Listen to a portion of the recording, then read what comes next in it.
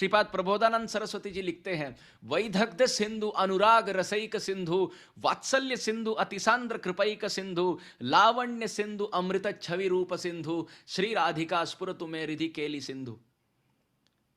श्रीमती राधा रानी को सिंधु शब्द से संबोधन किया। सिंधु का अर्थ है महासागर। श्रीमती राधा रानी किनके महासागर है? वैदग्ध सिंधु, चतुर है, बहुत निपुण है, कुशलिनी है। वैदग्ध सिंधु, कुशल भाव, निपुण भाव, चातुर्य भाव की महासागर है वैदग्ध सिंधु। और अनुराग रसैक सिंधु, अनुराग रस कृष्ण प्रेम की एकमात्र सिंधु है।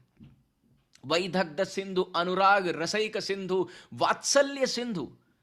हम जानते हैं कि जो भी भक्त अधिक भक्ति से द्रवित हुआ है, भक्ति का आश्रय तत्व बना है, जिनका हृदय भक्ति के तरंगों और लहरों से उठता है, वही व्यक्ति दूसरों पर करुणा कर सकता है।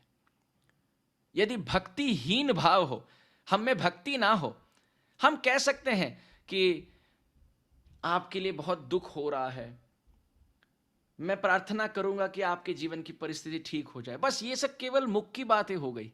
परंतु वास्तविक भक्ति जब जागृत होती है हृदय में, तो हृदय द्रवित होता है। पर दुख दुखी संत हृदय नवनीत समाना, कहां कवि पर कहीं नहीं जाना। गोस्वामी जी लिखते हैं कि संत का हृदय क्या होता है? नवनीत के समान पिघलता है। दूसरों के हृदय में, दूसरों के जीवन का दुख देखकर संत के हृदय का भाव द्रवित होने लगता है। परंतु ये आया कहां से?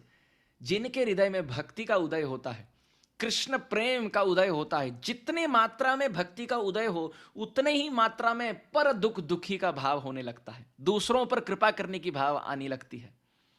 तो प्रबोधानंद सरस्वती जी लिखते हैं, वात्सल्य सिंधु, श्रीमती राधा रानी जो कृष्ण भक्ति और कृष्ण प्रेम के सर्वोच्च शिरोमणि, सर्वोपरि सर्वश्रेष्ठ मूर्तिमती स्वरूपिणी है, वही राधा रानी वात्सल्य भाव, ममता भाव, मातृ स्नेह की महासागर है।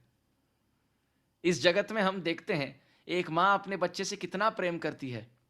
किन्हीं की सामर्थ्य नहीं, ब्रह्मा जी की सामर्थ्य नहीं कि वाणी से व्यक्त किया जाए कि एक मां अपने बच्चे से कितना प्रेम करती है। और करोड़ों मां जिन श्रीमती राधा रानी के चरण नख के शिखर भाव से और स्थान से उदित होते हैं और प्रकाशित होते हैं, जगत में प्रकट होते हैं, करोड़ों मां जिन राधा रानी के चरणों से आते हैं, वो राधा रानी के हृदय में जगत के प्रति, बद्ध जीवों के प्रति, अपने निज पार्षदों के प्रति कितने ममता, कितनी वात्सल्य भाव, कितनी मातृ स्नेह का भाव होगा। वात्सल्य सिंधु, अति सांद्र कृपाई का सिंधु। मांगने से पहले कृपा करने वाली ये श्रीमती राधा रानी है। मांगने से पहले ऐसा कोई व्यक्ति नहीं कि राधा रानी के चरण की दास्ता की भीख मांगा हो और ना मिला हो। राधा रानी इतनी सामर्थ्य रखती है कि जो कृष्ण पूरे जगत को उठाते हैं वराहदेव के रूप में और स्वयं आश्रित होते हैं गिरिराज के तरहटी में, उन कृष्ण को आश्रय देने की सामर्थ्य जिनमें है, वो क्या भला हमें आश्रय नहीं दे सकती? जो राधा रानी कृष्ण को आश्रय दे सकती है, क्या हमारे अनर्थों के साथ, अपराधों के साथ हमें नहीं स्वीकारेंगी? कई बार यह प्रश्न उठता है, हां राधा रानी के विषय में तो हम सुने हैं, पर हमारी योग्यता नहीं। अरे योग्यता की अगर बात हो तो हम कृष्ण के चरण नहीं चापते। राधा रानी वो है जो योग्य अयोग्य, पात्र अपात्र इनका विचार ना करे, बिल्कुल ना करे।